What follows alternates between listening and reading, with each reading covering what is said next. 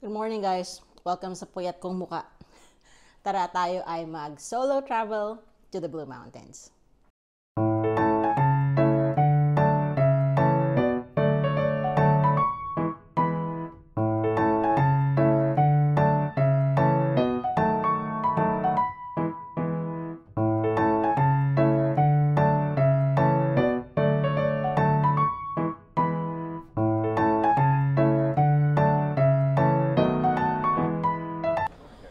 Hindi ako nakapag-intro ng maayos kaninang umaga kasi nagmamadali ako. Pero, ang balak natin ngayon ay pumunta dito.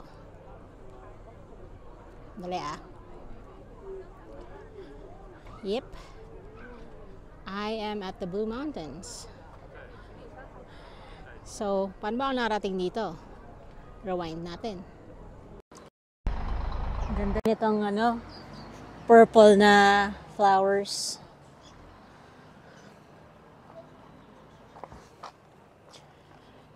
So, nakastop kami for lunch. And, pupunta na lang ako sa Woolworths para mabilis. At maghahanap ako nung, meron ako laging binibiling sa Woolworths eh. Parang, chicken sticks yata yung tawag niya doon eh. Para siyang nuggets pero stick version. Ayan. Meron ding markets ngayon na open. Ayan plants for sale. So here we go.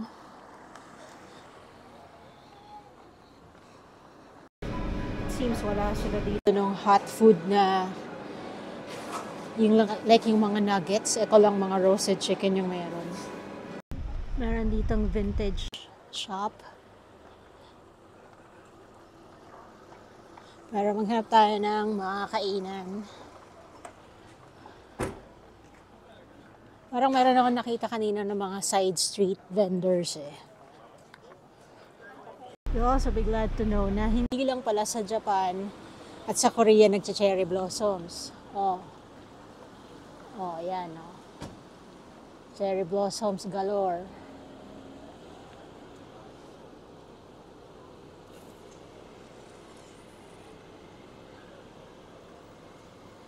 Meron din dito nitong mga Blue Mountain Explorer Bus. Double-decker pa siya. Actually, hindi ako masyadong worried about food kasi may baon nga ako, diba? May biltong ako at saka meron akong potato crisp sa bag ko. Kaya okay lang kahit di ako makahanap ng pagkain dito.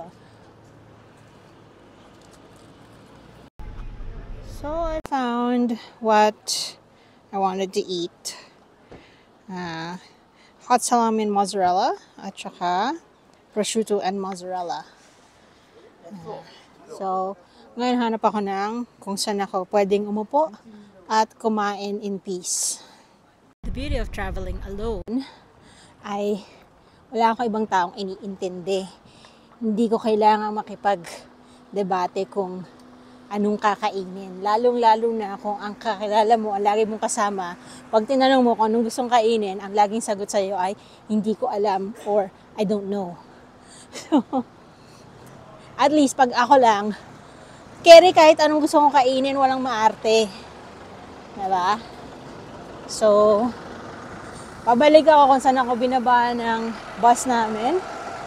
And, merong bench dito. And I'm just gonna eat there.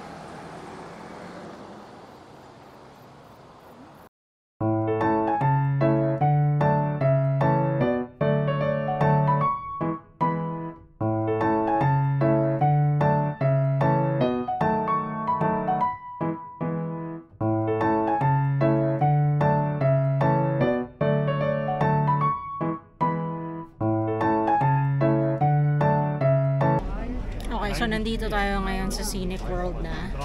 And, mahaba ang pila. Pang cable car papunta dun sa other side. And then, yung train na 52 degrees yung steepness. Apparently, it's the steepest passenger train sa buong mundo. And then, cable car ulit pabalik, pataas. Ang laki pala nito, parang bus.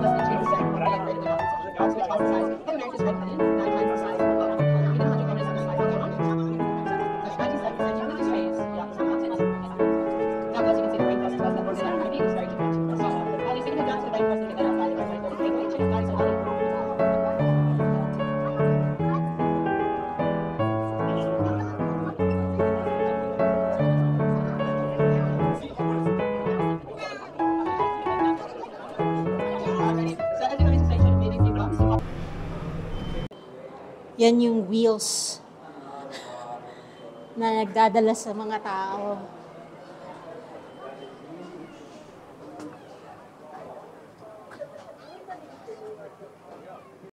Ang sinasabi sa amin kanina nung driver namin, sumakay daw kami pababa nung train na. Kaso, yung pila, mga 1 oras yung hinihintay. So, ngayon, inuna namin tong cableway pababa. And then we're gonna go back up using the train.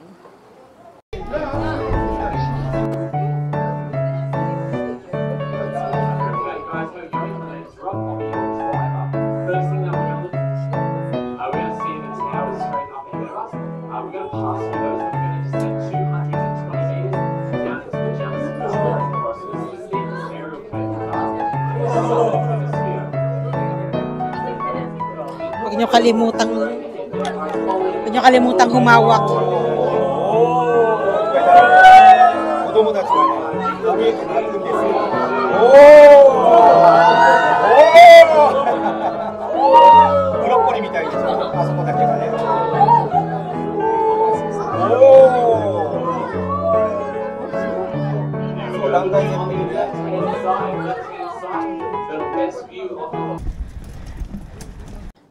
Itong lugar na kung nasaan kami is called Jameson Valley. So, apparently, hindi naman usually nag-e-exist ang mga rainforest dito. But because nabablock nung cliff yung araw, nagkaroon ng rainforest. Ayan, dito medyo maliwanag sa area na to. Kasi yung nasa likod, nabablock ng mga branches and leaves yung pathway. Kaya hindi dumadaan yung sun. Pero dito, medyo merong konting clearing. Ayan. Tapos didilim na naman siya.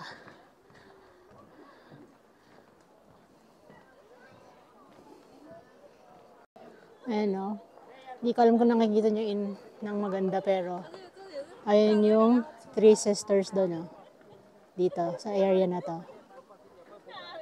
Now, hindi ko alam kung saan papunta to, pero ayokong maglakad pa baba, tapos aakit ka na naman. Parang ikakamatay ko yun.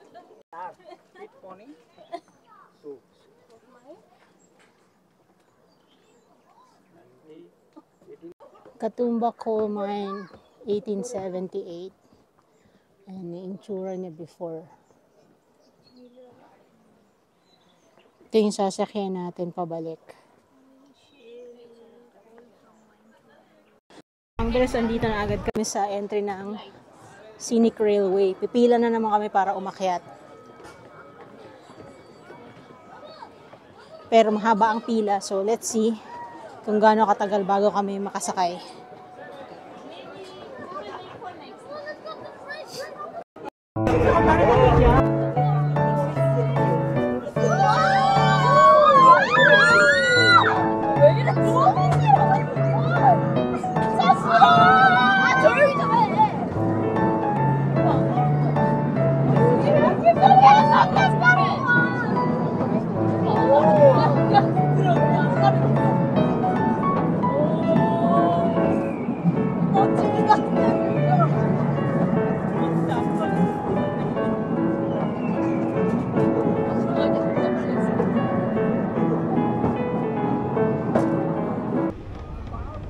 paparating yung cable car na sinakyan namin kanina. Kasing laki yan ng isang bus. Actually, mas malaki pa kaysa sa bus. Ang daming kasya. Tapos ayun yung Three Sisters dun sa pinakang dulo na yun. Okay, nandito na tayo sa Echo Point. And meron kaming kasamang elder lady, Vietnamese, na sa Amerika na nakatira since 1975. Kasama din namin yung pamangkin niyang babae na sa Vietnam pa rin nakatira. Medyo mahina yung English ng pamangkin niya, pero siya, okay siya. Kaso siya naman yung hirap lumakad. Anyway, sinamahan ko yung pamangkin niya na mag-ikot-ikot na dun sa Scenic World. Tapos, iniwan ko para magpunta ako sa gift shop. Kasama na niya yung tita niya. Sabi ko, magkita-kita na lang tayo kung saan dapat yung pick-up point ng bus. And, hindi sila dumating. Nag-volunteer ako na inikot ko ulit yung Scenic World. Tsaka yung driver, ginawa niya din yun. And we could not find them. Mukhang bumalik sila dun sa origin point, dun sa kabilang side ng valley, which is not where they're supposed to go. Nung iniwan ko sila pati, na nasa diner kami, iniwan ko sila para punta ka ng gift shop, tinanong ko pa, alam niyo ba kung paano pupunta dun sa area ng pagkikitaan? Oo daw. Wala daw problema. O ngayon, iniwan kami dito ng driver, babalik siya dun sa kabilang side para tingnan kung nagpunta sila dun kasi pasaway. Hindi pala sure. Nakakaloka. At syempre, ang lola niya nagigilty kasi iniwan ko. Pero hindi ko naman sila responsibilidad, 'di ba?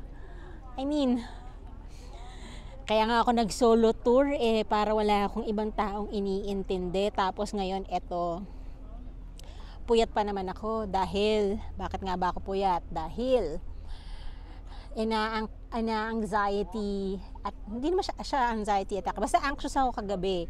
Nagising ako ng alas 2. Tapos from alas 2 hindi na ako ulit nakatulog. Yan. Kasi nga iniisip ko, naku, paano pag naiwan ako ng bus? Paano pag ako yung worried sa sarili ko kahit na alam ko naman, hello, nakapag-solo nga ako sa Japan, 'di ba? Tapos dito pa ba ako ay nako. Anyways, ayan na nga. So nawawala ngayon ang mga lola. Nanawa ako kasi naiisip ko yung nanay ko sa kanya. Ay nako.